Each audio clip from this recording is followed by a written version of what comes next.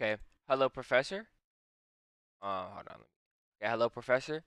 This is Jason Hill, and today I will be going over the Stoli Vodka case study. Okay, let's get into it. So, for the intro, so Stoli Vodka, a popular liquor, was boycotted online due to people finding out that they support an anti-LGBTQ policy that banned so-called propaganda of non-traditional sexual relationships. This led to public backlash for the company and an instant boycott for those that didn't support or agree with Stoli Vodka being in support of these laws.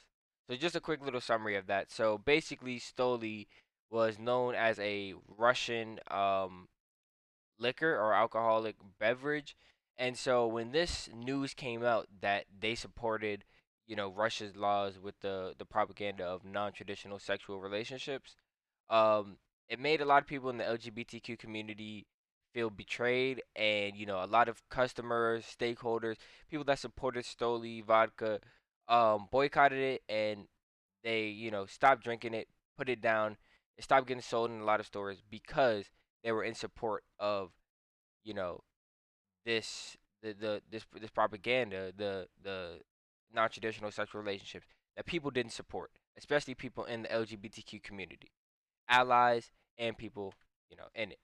So, how did Stoli react? So, they publicly tried to rebuild trust within the LGBTQ community and broader public for those who boycotted by expressing that Stoli is actually produced in Latvia, so not in Russia, distancing themselves from any correlation with Russia. They also partnered with several LGBTQ plus organizations and launched campaigns to show their commitment to the community. So, of course, once news got broken out about this, similar to like I just said in the slides, yeah, they publicly on all social medias made sure that everyone knew that they had nothing to do with Russia, and they were actually not, it wasn't even being produced in Russia. It was being produced in, their liquor was being produced in Latvia. They also launched campaigns, PR campaigns, just trying to get the support back of the LGBTQ community and the public that they felt they you know let down. So, some of the ethical models that, we compared this case to. So, one of them was the stakeholder theory. So, the company should consider all stakeholders, no matter their race, sexuality, beliefs, and should consider the interest of all stakeholders. So, the next one is virtue ethics. This shows the moral integrity and character of the company. After the boycott and seeing how supporting this message hurt their current stakeholders and LGBTQ community, they tried to backtrack by showing signs of empathy and social responsibility by supporting the LGBTQ community. And corporate social responsibility. So this shows how the company's responsibility to act ethically and in positive ways to all people. So, just to summarize this slide, I think it was just Stoli Vodka definitely understood, and they learned, from this situation that, how important it is to manage all of, your stakeholders, the people that support your company, like in any way, even though, this directly impacted the LGBTQ community, and not only, affected their company and the LGBTQ, but even the regular people that aren't a part of that community, even people that are just allies of the LGBTQ community, of course, felt some type of way, and like that just shows how one, simple decision can affect, you know, like broadly everyone that is a consumer or supporter or stakeholder of your company. So similar to that, so some key stakeholders, so the LGBTQ consumers, the LGBTQ community, Stoli employees, a lot of people, of course, when sales went down because of the boycott, there were definitely Stoli employees that lost their jobs, maybe certain manufacturers because the loss or the cut in money due to the boycott. had to lose jobs. Bars, clubs, restaurants. Of course, after this boycott, a lot of LGBTQ bars or clubs, or like it's here, even restaurants, stopped selling Stoli, which in a whole is going to hurt the company because sales are going to go down.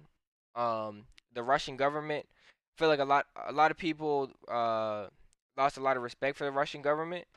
um just seeing how they act and cater towards the LGBTQ community isn't fair.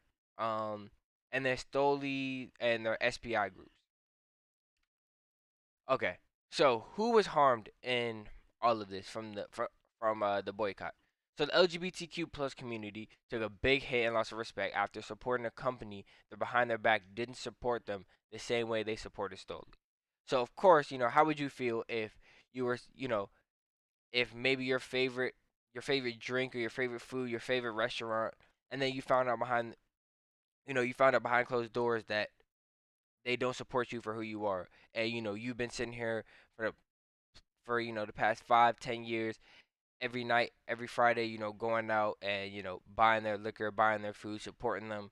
So of course, the LGBTQ community was harmed from this news. Also, the employees faced economic impacts such as reduced sales and possible stability of their jobs.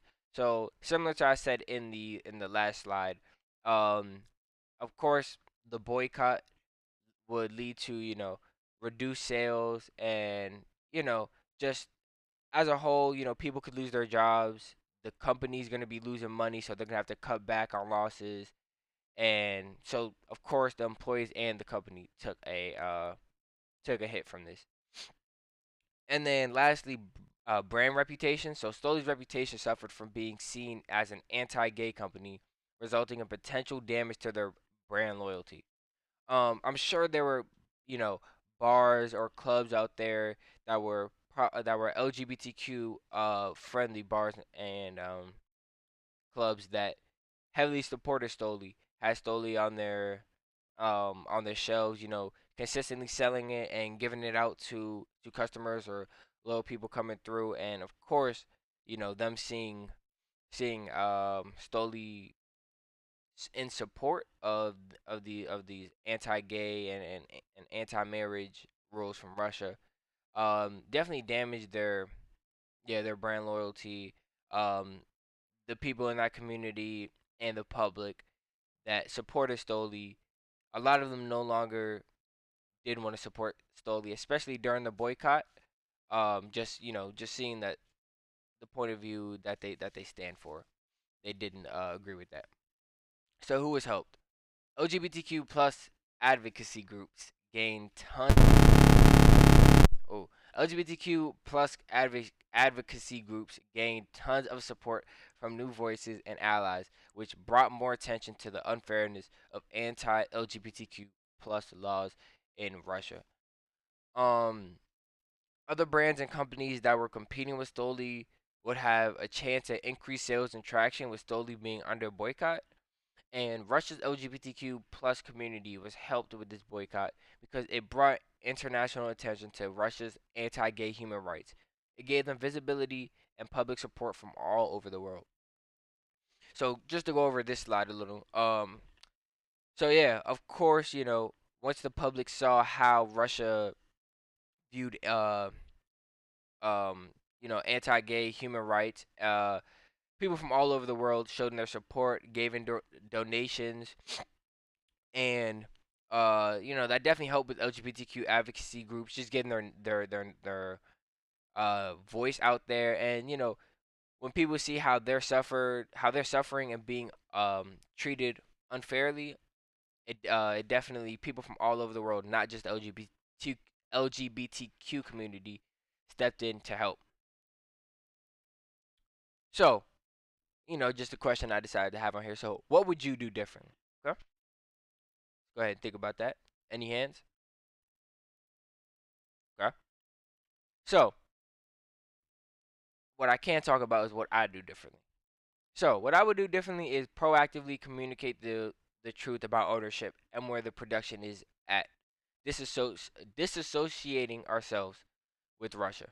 So of course, similar to what they did, just make sure you go heavy on the PR campaigns, and just try your best to not only get it to the LGBTQ community, but to the public that once again we don't have anything to do with Russia.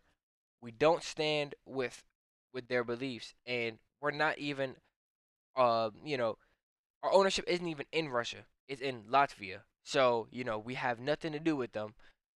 That would be, one of my first steps. You could also, for a direct bond or form, that's supposed to be form a direct bond or alliance with the LGBTQ community before the boycott. That way, the community would already have an idea on where we stand.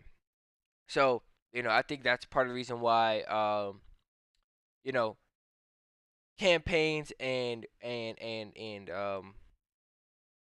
having a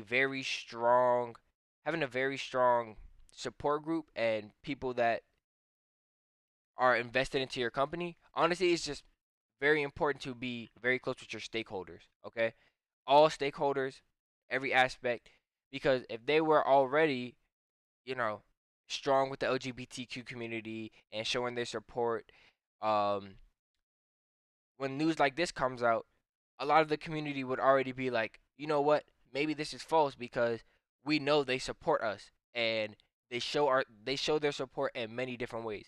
So one thing that I would do differently is prior to this situation is show more support towards the LGBTQ community. Um, and in Stoli's case, since they're an alcoholic beverage, maybe during Pride Month make bottles that have rainbows around them, or just little things like that. Maybe during the Pride Month, um, maybe have sales going on, or just anything that shows your support with the LGBTQ community. That way they don't feel left out, and then whenever God forbid anything horrible like this happens, um, they're already gonna feel that connection with your company. And so, lastly, I would say communicate directly with LGBTQ activists instead of going public, so they feel the apology and the misunderstanding first. So the one thing about Stoli is, as soon as this happened, they immediately started running PR campaigns, uh, Instagram, Facebook, online ads everywhere. Like they just made sure that to the whole general public that it was no, we don't support this, we don't stand with Russia. But I think one of the most important things is gaining back the trust with the community that you already lost. Um, of course, the LGBTQ community definitely felt hurt after finding out this news. So I feel like a very important step would be to gain the trust from them first. So go to go to that community and let them know that we support you. We're still allies with you, and understand that it was a have them understand that it was a misunderstanding. We're not from we're not even based in Russia. We don't produce our liquor in Russia, and we don't stand with that. But with that being said, that is the conclusion of my presentation.